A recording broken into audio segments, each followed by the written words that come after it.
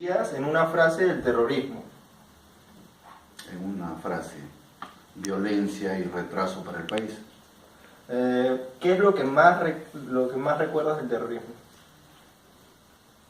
La muerte de mi tío, el hermano de tu abuelo. ¿Qué fue lo que pasó? Él era catedrático de la Universidad San Cristóbal de Huamanga. Había sido...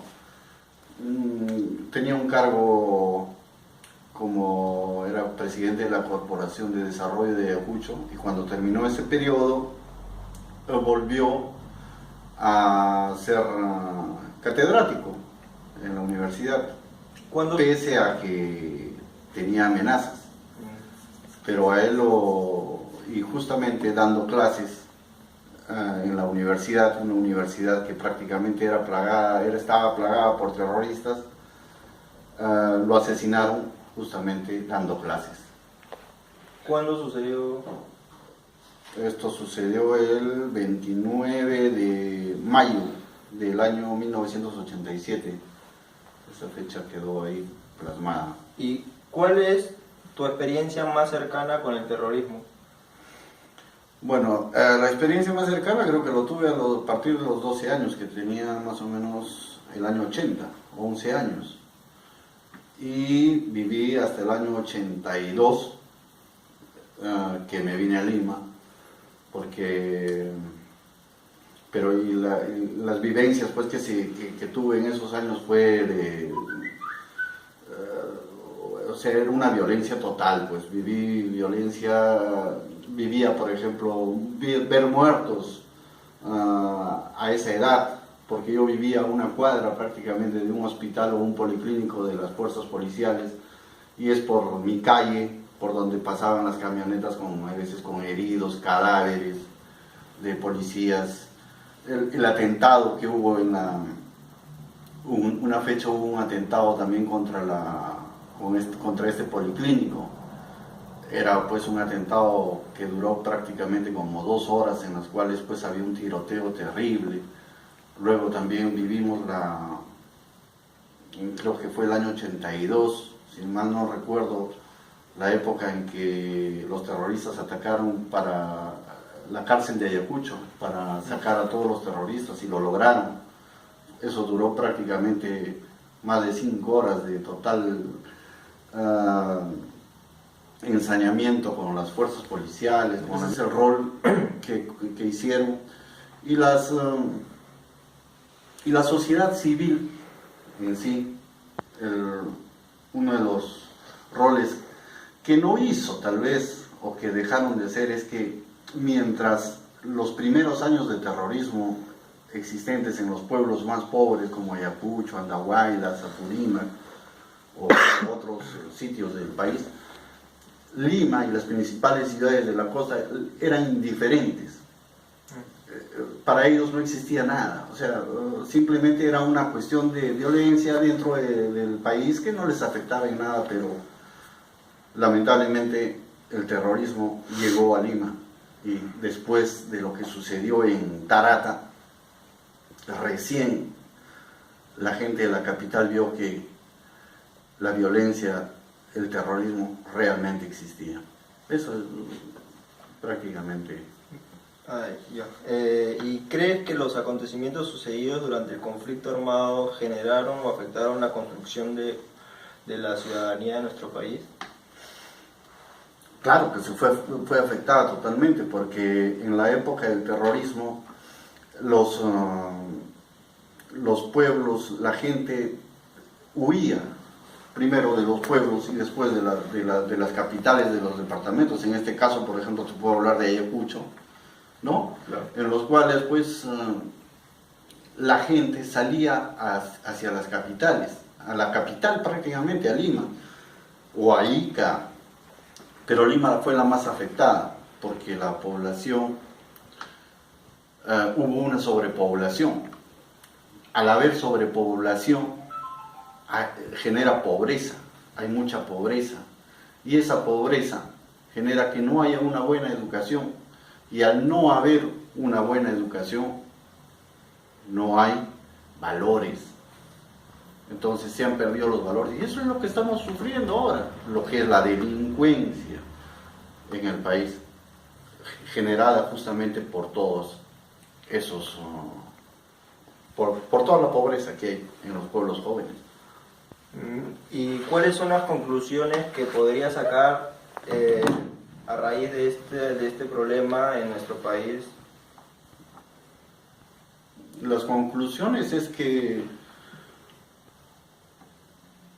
las conclusiones del terrorismo es que nos llevó a un retraso total y que de alguna u otra manera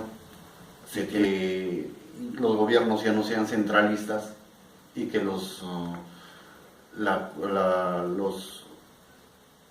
se descentralice el Estado y que los recursos económicos o los, como le llaman, los chorreos económicos, llegue también.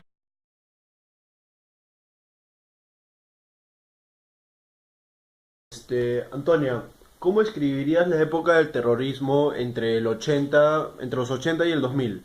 O sea, en una frase, ¿cómo lo escribirías?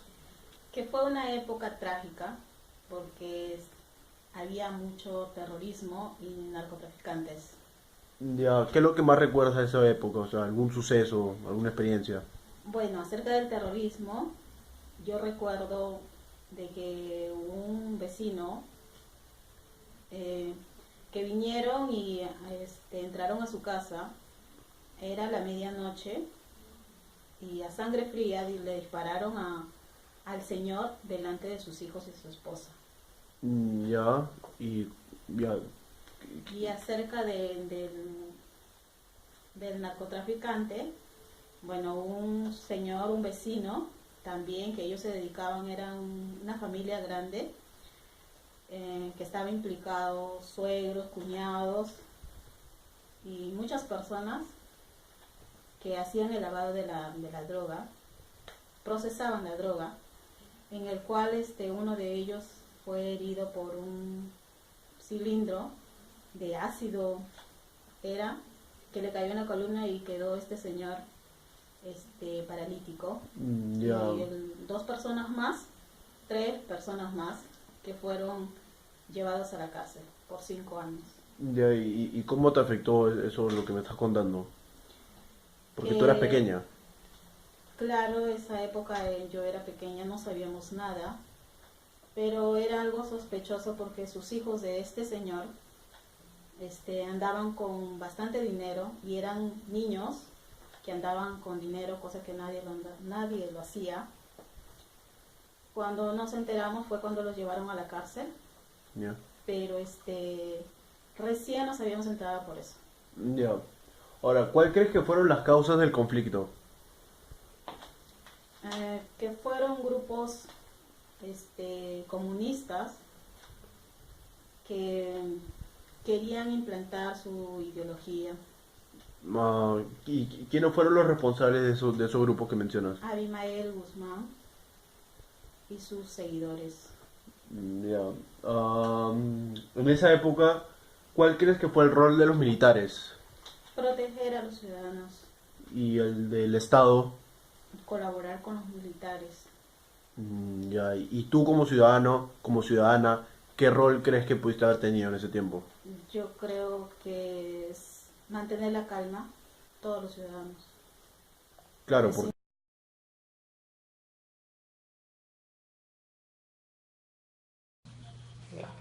¿Cómo lo definiría o describiría en una frase? ¿A quién? El conflicto armado interno. ¿O ese de Gonzalo? ¿O de ese? Lo que pasó con Sendero. Claro, ¿cómo se llama? El terrorismo es algo inhumano, pues, ¿no? Es atroz, es un episodio de la vida que hemos pasado, y al menos yo lo he vivido, porque en esos tiempos yo trabajaba por ahí por Miraflores y los bombazos, ¿cómo se llama? ¿Qué es lo que más recuerda? O sea, es el bombazo de Tarata, Ya. y pasé cerca, ¿Qué, pero no fue- sé. ahí, ¿qué pasó en eso?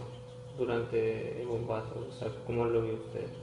No, yo no lo vi, sino que yo pasé temprano por motivo de trabajo, yo iba a los bancos y y yo justo fui en esos bancos, cerca que pasó temprano y más tarde dice que tiraron la bomba. Yo trabajaba en San Isidro, pero me enviaban a Miraflores. ¿Por Justo al arco me enviaban. y algo que le haya pasado a usted personalmente? Del terrorismo, no solamente con los toques de queda, nomás que a veces llegaba tarde, tenía que salir con mi bandera blanca en las noches. El toque de queda era hasta las 8 a veces. ¿Eso cuándo sucedió más o menos? Eso se lo hacía más o menos en el 82, más o menos, los primeros años, 82 creo que en el 82. ¿Y dónde vivía más o menos? Yo vivía en Surquío. ¿Y cómo se enteró de toda esta noticia del terrorismo? Por medio de la televisión, por medio de la televisión, del periódico. ¿Y ahí cuál fue la parte la más cercana al que usted vivió el terrorismo? La experiencia más cercana al conflicto armado. No solamente, como le digo, no, cercano, no solamente es los toques de queda nomás. Los toques de queda que siempre, que había que, y yo estudiaba, a veces, yo estudiaba de noche, tenía que regresarme corriendo, a veces no había ni carro, a veces caminando tenía que regresarme. Ya. Estudiaba justo en ese tiempo de noche. Lo que más le impactó de todo lo sucedido. Claro, al ver, como le digo, las noticias del bombazo de Tarata, eso también me impactó. Porque después ya pasé el día siguiente también, pero ya había pasado y, como decía, yo trabajaba a veces en la calle. Yo trabajaba en una oficina, me enviaban a los bancos y pasaba así por Miraflores. Y he visto el impacto de Tarata, todo eso. He visto el impacto de Tarata, todo eso, al día siguiente. ¿Se considera víctima de la violencia, de todo lo sucedido por esto? Claro, sí. ¿Y por qué? Porque, ¿cómo se llama? Uno no podía transitar libremente, a veces, hasta cierta hora nomás. Lo que nos afectó fue el toque de queda. Los toques de queda siempre nos afectaban. Teníamos que rezar como sea. Yo estudiaba de noche. A veces no había carro, tenía que rezarme a pie. De Miraflores a Surquía me rezaba a pie, no había carro. Ya. ¿Y sabe cuáles fueron las causas de todo esto? Las causas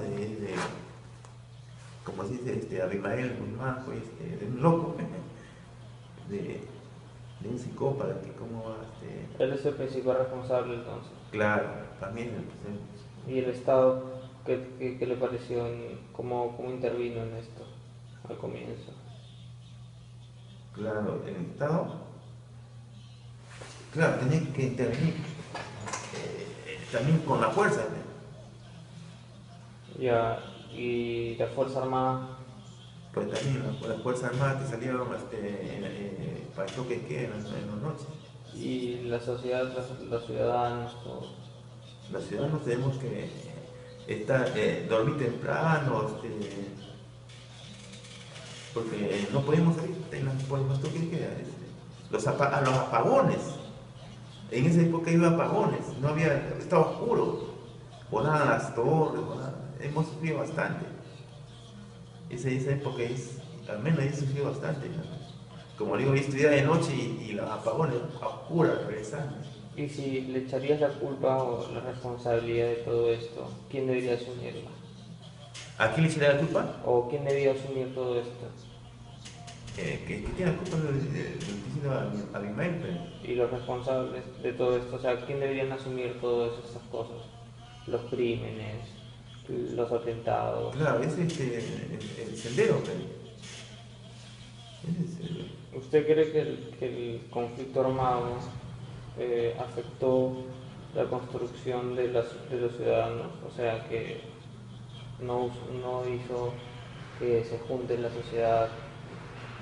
O sea, eso perjudicó a que la sociedad no esté junta y hayan de repente racistas, entre otras cosas. O sea, no ayudó a que se junte toda la sociedad, que se uniera como patria. ¿Eso afectó en algo? O sea, que que no esté junta y hayan de repente racistas, entre otras cosas. O sea, no ayudó a que se junte toda la sociedad, que se uniera como patria. ¿Eso afectó en algo? o sea, ese conflicto, Sí.